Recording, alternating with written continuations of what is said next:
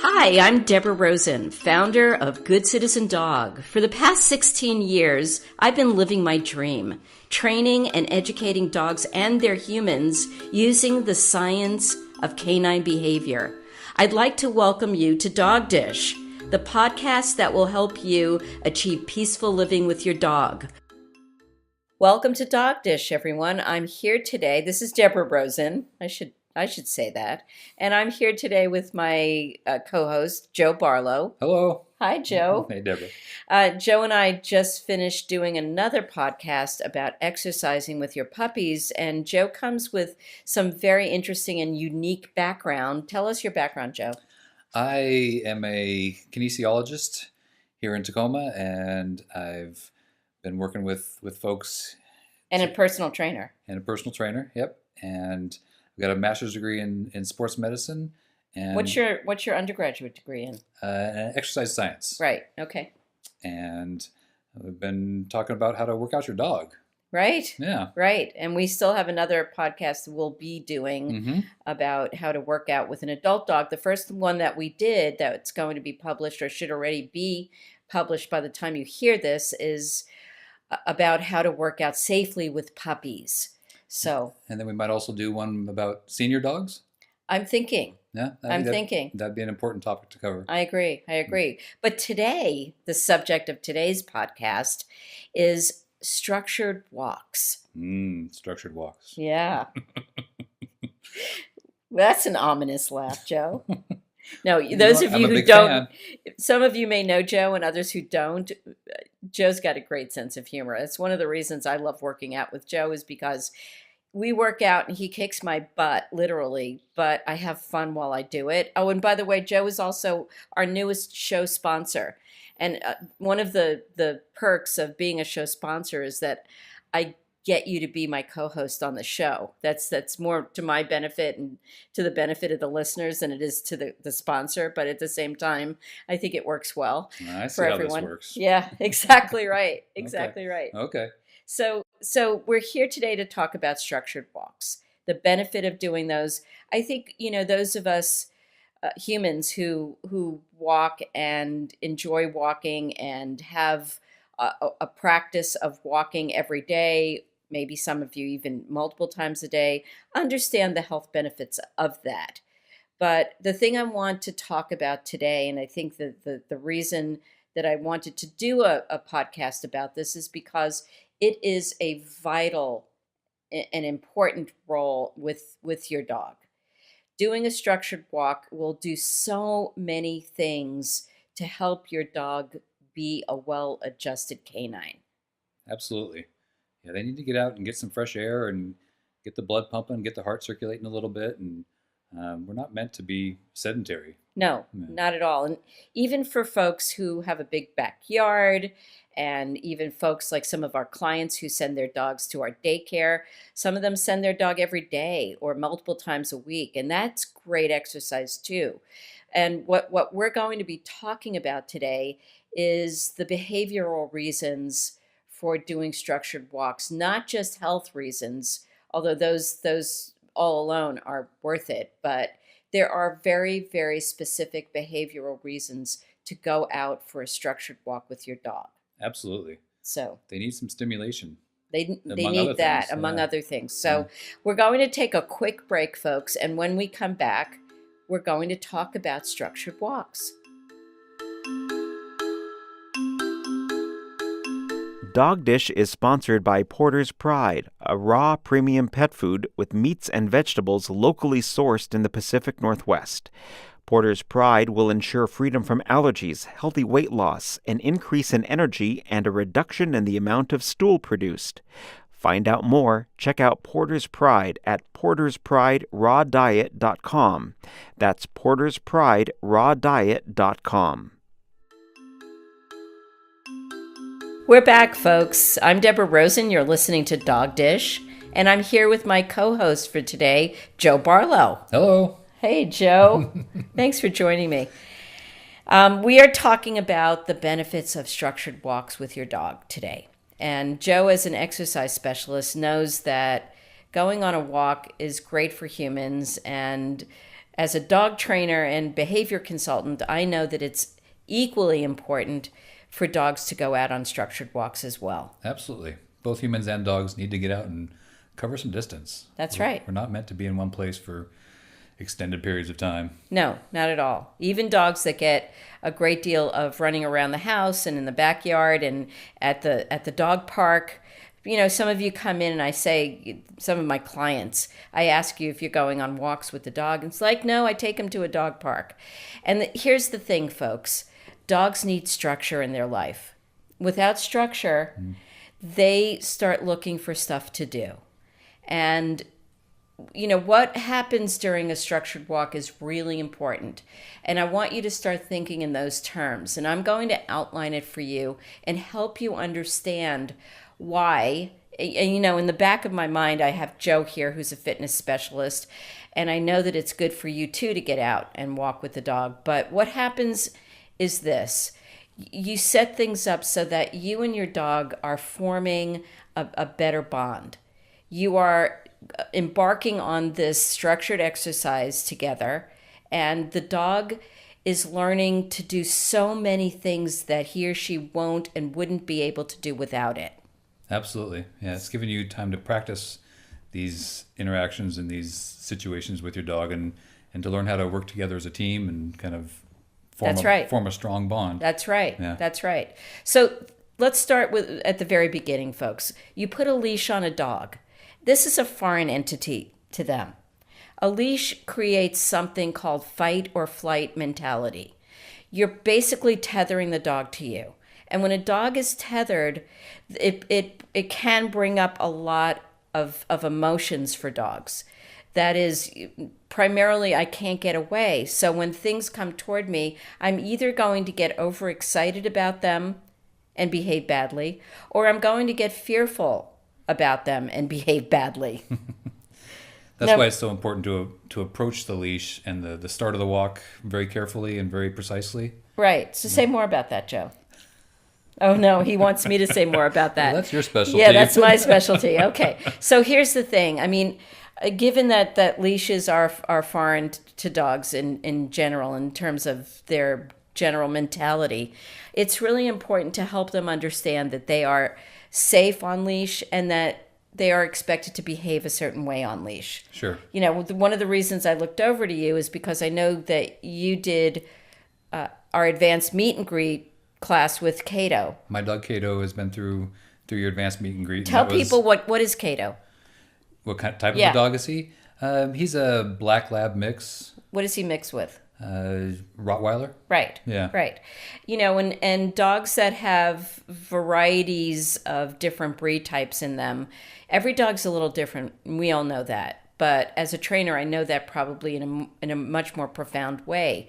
And there are certain breeds of dogs, and I'm thinking bully breeds, I'm thinking sighthounds, I'm thinking working dogs. They were bred to do certain things, dogs that were bred to guard, and Rottweilers are Sure. among those. Absolutely. They are going to respond differently when they're tethered. They may decide to guard you or do something that trainers refer to as resource guarding, which is a fairly broad category, folks, and I'm not going to go into that in detail. But a dog can guard anything. They can guard themselves. They can guard a thing, an object like a bone. They can guard their owner. And you want to make sure that dogs know that that's not what's required. So when you're going on your structured walk, these are some of the pieces of information that you're giving to your dog as you're walking with them. It's just kind of an ongoing, continuous training process throughout the whole walk. No, I mean, I don't want you folks to think that you're working the whole time. You're out there to exercise, to enjoy the outdoors, to relax, and to get rid of some of your anxiety. I don't want you to have to worry the whole time you're walking, but I want you to be aware of, cognizant of some of these things that happen when you're out walking with the dog so that you will know how to respond to it. That makes sense. Yeah. So basically, folks, here's the deal. You know your dog, and you know the things that your dog responds to. And if you're out there walking, It is really important, and this is some of the stuff that we do in our advanced meet and greet class. I tell people to start a conversation with the dog. And I don't mean, how you doing? How was your day? What are you up to? Who are you dating? That sort of thing. But I do want you to say things to your dog to give the dog information and to connect with them so that they're hooked onto you and not as concerned about what's going on around them. Yeah, you really need to be kind of a connected team when you're out there, and so whatever you need to do to communicate with your dog and to kind of have that conversation, whatever it looks like, that's vitally important to the experience. Exactly right, Joe. So one of the things that I want you to start doing is giving the dog directions. So go left, go right, sit, look at me, things like that. And if they're more connected and tuned into you, they're going to be less concerned about other things and less reactive to other things. Sure. I mean, the thing about dog training that I have found most fascinating is that dogs behave based on their history of reinforcement. And I say that knowing that people are going to say, what the heck does that mean? And what that means, Joe, is that what they've done in the past, they're more apt to do in the future. Now, if they're basically reacting to things that go on around them on a regular basis, we need to reverse that pattern of behavior. We need to give them something else to do. That makes sense.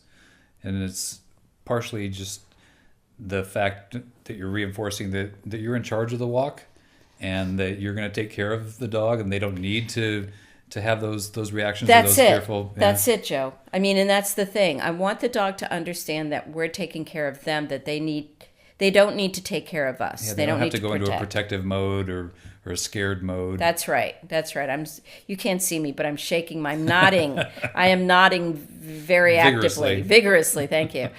And so basically, by engaging their brains, you're giving them a job to do. You're telling them what it is you need from them, and it gives them less of an opportunity to behave badly or to do things you'd rather they not do. So that's the first thing that I want people to think about. The second thing is that when things come towards them and you, as you're walking, I want you to put yourself in between them and that thing. Because by doing that, you're going to provide a little cushion for them, and they'll be less apt to react to that thing because you're in between them and that thing. You're in charge, and you're going to make sure that they are not in any danger, and they don't need to jump right into a fear response. Right. Yeah. And for those dogs that are just too damned excited, it actually interrupts that behavior too. Yeah. And so one of the things to think about is that their job becomes to move to the opposite side of where you were walking them. A lot of people say, but I love walking them on my right or on my left, and they're not good when I do that. Guess what?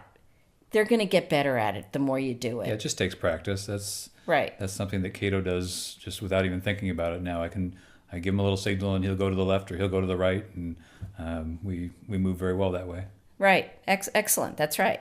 Yeah, and the other thing is that many dogs are proximity sensitive, meaning they will react more if you're closer to whatever it is that they're reacting to. So if you find that that's the case, get more distance, try to get more space, but do it in a way to not insert anxiety for them. So you're not going to just immediately see something and cross the street. You might stop them, you might ask them to look at you, and then if you do ask them to cross the street as they observe something else happening, you're going to do it in a cheerful way without anxiety. Mm-hmm. What many people don't realize, Joe, is that dogs are amazing and brilliant at reading our body language. Oh, much better than us. Much better. Yeah. I mean, they've made a whole life out of making associations with humans. That's how they've kind of weaseled their way into our homes and into our beds. And it's a wonderful thing, but it also can work against us. So it can function as a liability instead of an asset. And what I want you to do, if you're going to, say, cross the street on a walk to get them to be non-reactive, you want to do it cheerfully. I call it happy talk, which, annoys people. They think of it as baby talk, but it doesn't have to sound like that. You're basically using a higher voice and you're saying, come on, let's go over here. Let's walk this way. And when a dog does that, then one, they're following your instruction. They're caring less about oncoming traffic, or whether it's a dog or a person or a lawnmower or a scooter. We have these new electric scooters that bug the crap out of me. And they bug dogs too, which is probably why they bug me. But so the last thing I want to leave you with, folks, is when you're walking them, be cheerful, especially if you know that they may be reactive to a thing that they're engaging with at that moment in time. I know it's a little counterintuitive, but if you do that, you're going to have a much less reactive dog. Absolutely, yeah. I think one of the worst things you can do is start tensing up and getting worried about it, because then True. The dog is going to read that body language and they're going to get tense. So That's true. That's true. Well, folks, this has been Dog Dish. We've been talking about how to go out and have a very positive and healthy, structured walk with your dog. Just go out and do it. Get out there. Get out there. Thank you for joining us for Dog Dish.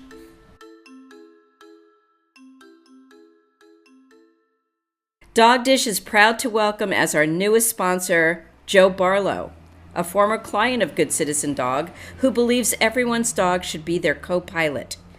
Joe has a master's in sports medicine and has been helping clients for more than 22 years. As a personal trainer and sports medicine specialist, Joe has helped clients recover from orthopedic injuries, manage weight, and improve athletic performance.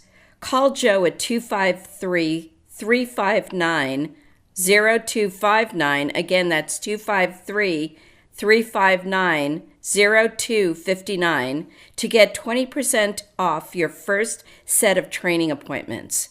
Joe believes everyone deserves to lead a healthy and vibrant life with their dog. You've been listening to Dog Dish. For more information on Dog Dish or for our services, please contact us through our website, www.goodcitizendog.com, or give us a call at 253-752-6878.